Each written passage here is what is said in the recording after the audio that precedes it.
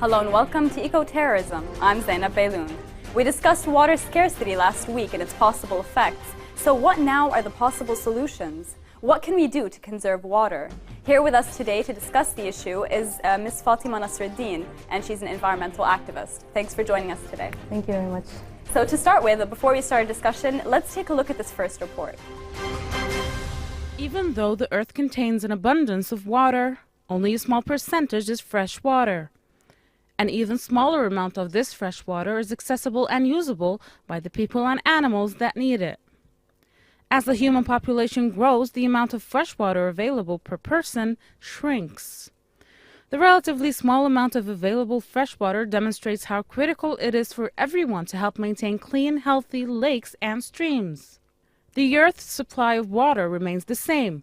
The planet has as much water as it will ever have, yet the world population continues to grow. As the relatively small amount of available fresh water supports more than 6 billion people, this number increases and the amount of fresh water available per person decreases. In this regard, maintaining the quality of the Earth's available fresh water is vitally important. Moreover, only 2.5% of the water on Earth is theoretically drinkable, and the vast majority of fresh water is inaccessible, either deep below the Earth's surface or in glaciers and snowfields at the poles. Climate change is seen as another major contributor to the shifts, rainfall, and drought patterns around the world, so that more and more people are living in water-stressed conditions. According to the World Watch Institute, some 20% of the increase in water scarcity in the coming decades will be caused by climate change. In poor countries, the consequences of climate change could be dire. Erratic weather patterns have already been the primary cause of famine for millions around the world. Reasons of water scarcity are many. How can we avoid them? And what procedures should governments and citizens take to prevent the catastrophe?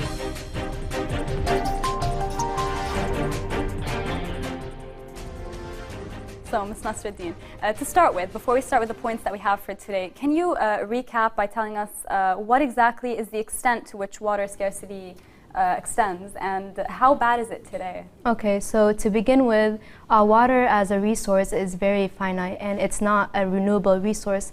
And the problem is that with the increasing population growth worldwide, this means that we have more demand on water as a resource, and this is where the problem is to begin with. And if you move on with climate change, as the report just said, that's another reason. The increase in temperature is reducing the water available for us to use. So it's a global issue. It's a global call for all countries to take action and to start conserving the water resources that they have.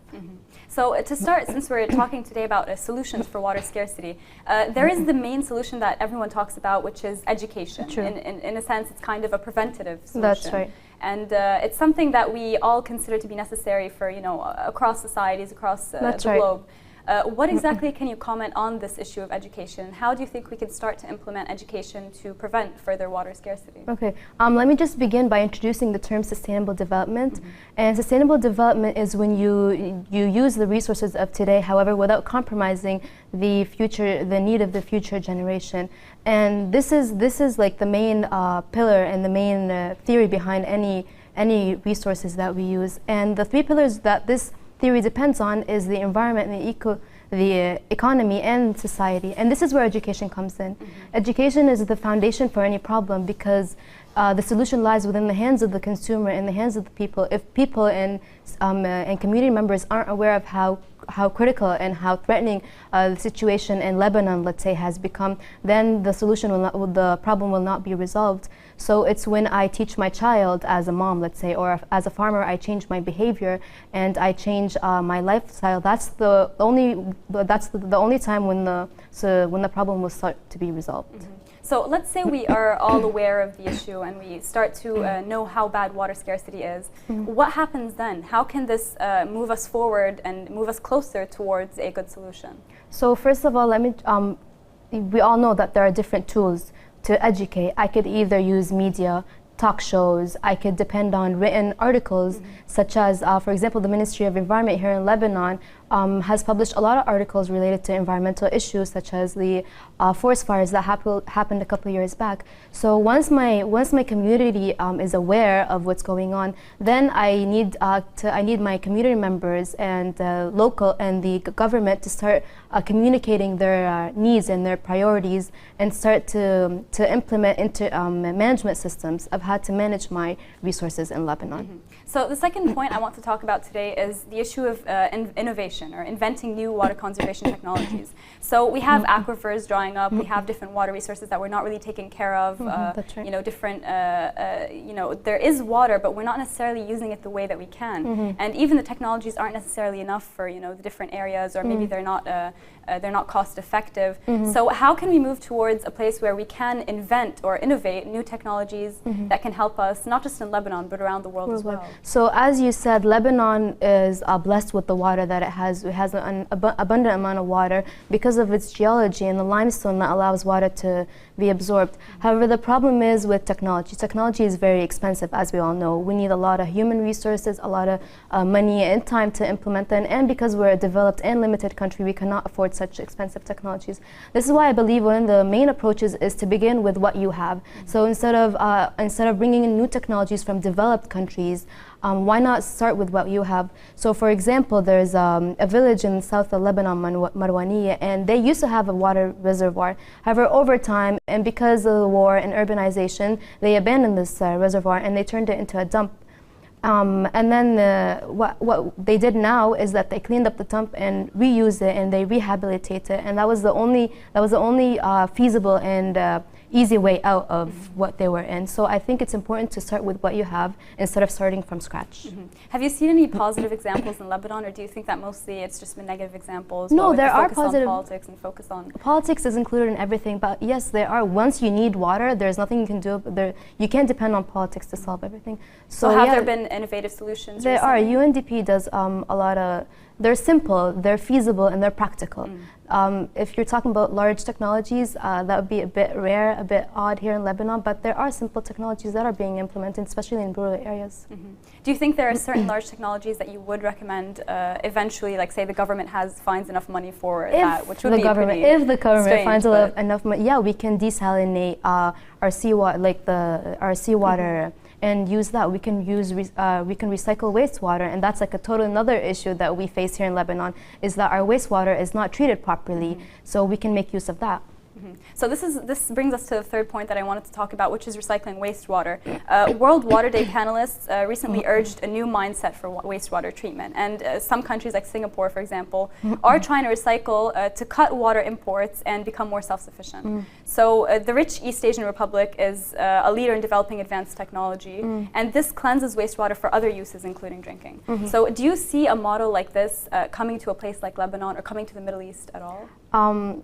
Let's stick to Lebanon. Unfortunately, the case is much worse than we all know. Like, for example, till today, we still don't have one fully operating wastewater treatment plant in Beirut and in Lebanon. The most we've reached is the one in Beirut, Al Ghadir station, which only treats reaching to the secondary treatment phase, which is not enough. So the situation is much worse than Singapore, and the reason Singapore has reached such success and effectiveness is because of its physical infrastructure and the network system that it has. In addition, and most importantly, is because of the legal system that is aware of what's going on, and the education that its citizens have, and the implementation and enforcement of policies related to the water laws. So for that to take place here, we would probably need a different framework. At least start with establishing a fully operating wastewater treatment plant in Lebanon, in different areas in Lebanon, because one is not enough. So here are a few points that we wanted to mention before continuing. An estimated 66% of the Arab region's available surface freshwater originates outside the region. And Saudi Arabia recently announced that it would cut cereal production by 12% a year to reduce the unsustainable use of groundwater. So what does the Arab world need to do in order to improve its use of water? What you mentioned is true, and like till today, we still don't have a solution related to this, to water scarcity. And I think the best reason is for us, for all the Arab countries, to collaborate and to get together and all share I know it's very difficult saying it is easy, however implementing can be difficult. But for us to solve this problem, we should all try to share our resources. For example, Turkey is very abundant with water, and all the Gulf countries have a lot of oil and a lot of energy. So why not share our resources and try to solve the problem, because we all have a common problem. So a common solution is the best solution. It could be difficult to implement, however, that's the first step to move on. What do you think is the main problem standing in the way of Lebanon? I think it's the mismanagement of the water. We have limited water. We do have a lot of water, however, it's limited. And the increase in population growth and the overconsumption of the water that we have and the extraction of the water has led to mismanagement. And of course, the lack of policies and government also are the main reasons. Thank you very much, Ms. Nasreddine. We'll be coming back to this issue right after the short break that we take. Please stay tuned.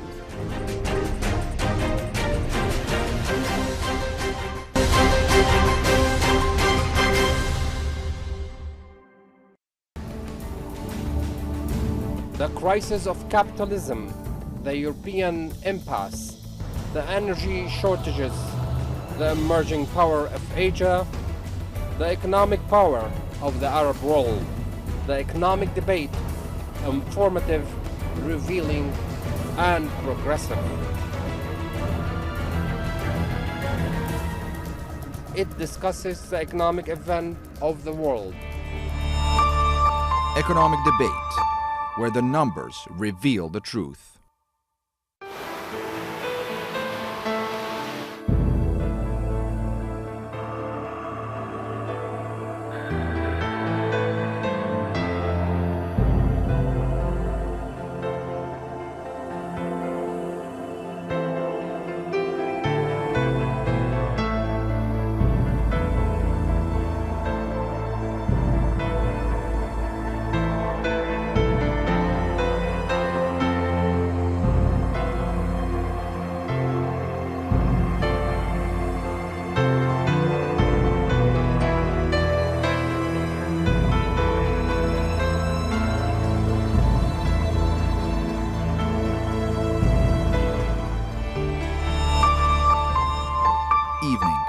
Women's rights redefined.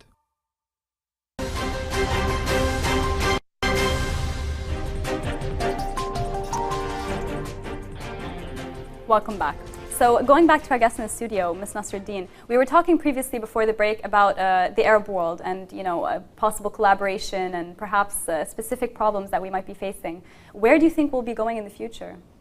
If the situation continues the way it is, I think this should be a wake-up call for all countries here in the Arab region, because it keeps on getting worse, and with the increase in the population size and the increase on the demand of water, and with the changes in the climate change, it keeps on getting worse. So I think we should all try to come up with a solution that solves the problem here in the Arab region. So the fourth point I wanted to talk about today in the context of water scarcity and different solutions is the improving of irrigation agricultural practices. So some 70% of the world's fresh water is used for agriculture, and improving irrigation can help to close supply and demand gaps. And so the differences would be alleviated and would make things much easier for people around the world. In certain cases, profligate irrigation practices meant for an earlier era have weakened the ability of farmers to provide food and fiber to a growing world. So how do you think that we can change this? Do you think it's a problem that we are facing and that we are actually taking on as we should be, or do you think we're not necessarily changing our irrigation practices as well as we should? No, we should. I think we should educate farmers, because the agriculture sector consumes a lot of water, as we all know. So if we educate and we train farmers on how to reduce on the water that they use, I think that would make a huge difference. For example, till today, 70% of the farmers in Lebanon, they depend on the open irrigation, which is you just turn on the hose and you let the water run, and that is a lot of loss in water. However, if you shift to the drip irrigation, it saves much amount of water, and you can train farmers on changing their practices, which are quite simple, and yet you do a huge difference. For example, to irrigate early in the morning to prevent evaporation, and then you can teach farmers how to come up with how to manage their crops and their yields in a way to come up with a calendar, to create a calendar on the demand of the irrigation and when you should irrigate your crops. So these simple practices do make a difference. at the agricultural level. Is there a problem with costs, or is it just an issue of education? Dealing with farmers, I think it's only education because their techniques are quite simple. We're not talking about huge technologies. It's simple practices that farmers can do. For example, they could add organic compost because compost absorbs the water. By doing that, so you would retain the water instead of having water runoff. So it's simple practices and change in lifestyle that makes a difference at the agricultural sector. So are activists doing enough on this level in terms of spreading awareness? No. Till today, I'm telling you, till today we still have 70% of farmers that depend on open irrigation systems. Where do you think we can start? Perhaps in the media, or is it in schools? Where do you think it's most important for us to Dealing with start? farmers, I would say the government and the ministries should prepare. They should prepare campaigns and training sessions and actually go to all the agricultural areas and train these farmers on how to prevent the loss of water. What about changes in price levels? Like there's the issue of the Organization for Economic Cooperation and Development, which according to experts from this organization, an international economic forum of 31 of the world's richest countries say that raising prices will help lower waste and pollution. Do you think this is true? This is very true. As you said, like water is a human right, and we all have the right to access water and use it whenever possible. However, because it's so limited, the only way you can conserve and you can get people to reduce on the water usage is when you increase the prices of water. And this a study was done in Florida showed that this is true. And the thing is, you should not only set a water price, however, increase this water price and not make it a fixed charge, so that you get people to reduce on the water usage at the household level. Could this hurt some consumers? Here in Lebanon, if the prices do increase a lot, because we know we're still a developing country and we have differences in wage and income, yes, it can. However, so this is why it's not an easy. It's a thorny issue. Yeah, it's not that easy to come here and just talk about the solutions. Implementing them is much difficult. The sixth point I wanted to talk about today is the developing of energy-efficient desalination plants. So to date, desalination has been an energy-intensive solution to water scarcity. But typically, the Middle East has capitalized on its large energy reserves to build desalination plants. But Saudi Arabia could be fostering a new kind of desalination with its recent announcement to use solar-powered plants. So what do you think would be the best way to deal with this issue? Do you think it's something positive? Do you think we should be focusing on it more in the media, talking more about this, bringing it into our own country? As you said, Saudi Arabia is a top leading country in the Arab region that desalinates its seawater, and it makes use of this water, which is not. It's a very good approach to conserving water. And recently, Saudi Arabia has also coupled renewable energy, which is solar energy, and it has its desalination plants that operate on sunlight. So the coupling of these two renewable energy is a perfect example of sustainable development, and it's a way to conserve your resources. However, the only reason Saudi Arabia is so successful at doing so is because it has the money to operate these very expensive technologies. Lebanon is quite far. You would find it very difficult to do very difficult for doing such a technology here in Lebanon. Let's say the government wants to start to work on the issue of water scarcity. Where do you think it should begin? Is awareness the most important Awareness issue? would be the foundation of solving this issue, and then you move on to different steps, which is coming up with an integrated management system at the government. So why aren't we seeing this happening? Because of the corruption that we face here in Lebanon. The corruption and the political corruption. And we have another reason, which is the overlap in the responsibilities when it comes to environmental issues. Different agencies and different ministries are responsible, and then you tend to They shift the blame, perhaps. They shift the responsibility dilutes, because I know that this ministry is going to do it, and that ministry blames the other ministry for not doing it, and the responsibility just fades away. What about improving water catchment and harvesting? That's a very feasible, practical way to collect water. It's not that expensive.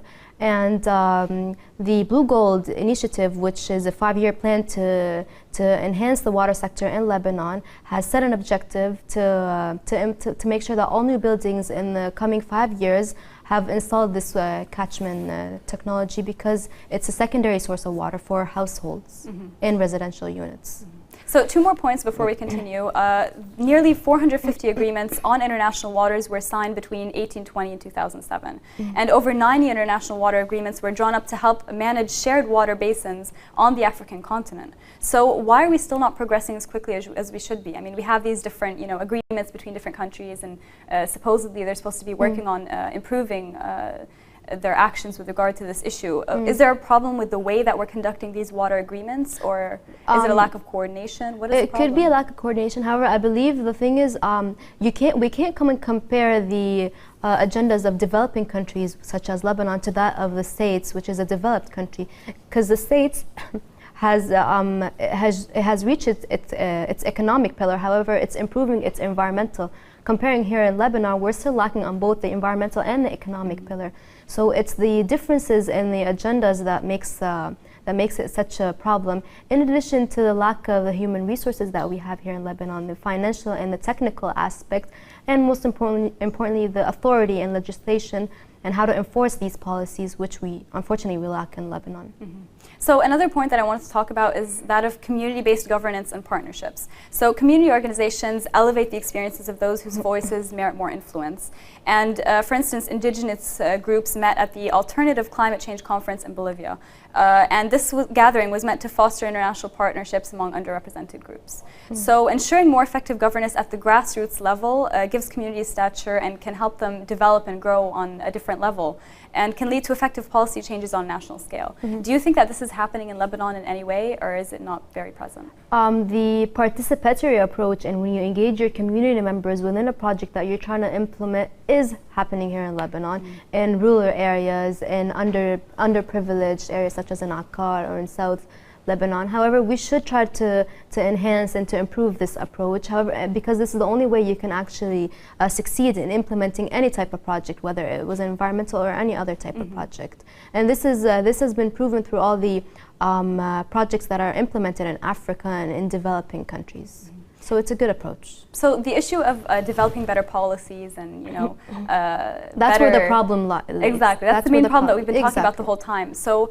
where can the government start? Let's say it wants to start with an all-encompassing plan. Do you think it should start with certain areas? Do you think it should focus on, for example, agriculture? Or do you think it's simply an issue of, for example, changing prices or enforcing already existing mechanisms? It could be a combination of what you mentioned, and most importantly, it's choosing the right people that represent the right, like people from agriculture sector, from the environmental sector, from the energy and water, and getting them to come up with an integrated management system of how to manage the water sector here in Lebanon. One person can't do a difference. It's the combination and the background and the professional fields that helps with solving this issue.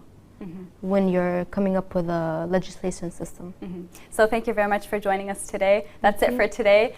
Thanks to our guest, Ms. Fatima Nasreddine, an environmental activist. So before we end today's episode, we'll be streaming a short video related to waterborne diseases, which we'll be discussing next time. So stay tuned. This was Eco-Terrorism, and I'm Zeinab Bailoun. See you next week.